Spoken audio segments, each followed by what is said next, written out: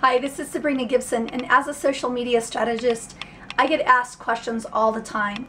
The question that came in recently was, do I have to be active in all the social networks out there?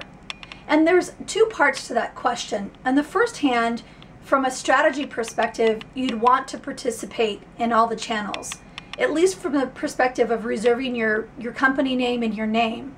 The reason being is that what most people don't realize is every time you go and reserve your name or secure your username or your brand's name in a site, it actually puts out another page onto the internet.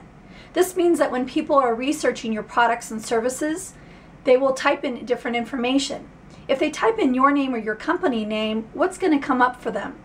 If you've secured your name and your brand across multiple networks, what will happen is inevitably that piece of information will come up. And that gives you an opportunity to present information that you want to the public regarding your brand and your services. The other thing that you want to consider is when you are participating with social networks, you do want to be responsive.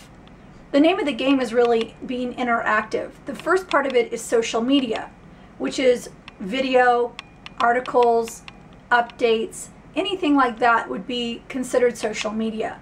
The social networking part of it has to do with the way people interact with whatever you've posted. So you want to make sure you're being responsive when you put media out there. One of the ways that you can do that is by setting up a Gmail account, and for every single one of your social networks that you participate in or choose to update, you can add that particular Gmail account to that network. What that allows you to do is to set the notifications relatively high, because then the inbox is going to be flooded with those responses, and then you can usually use a day to go in, or a couple days, to check to see how people are interacting with the information you put out there. So that's just one way to handle it, one way to address being able to be involved. There's also another way that you can syndicate your content, because the idea is that you do want to push a lot of content out there because it'll help with your search engine rankings. You can syndicate your content from a number of tools out there.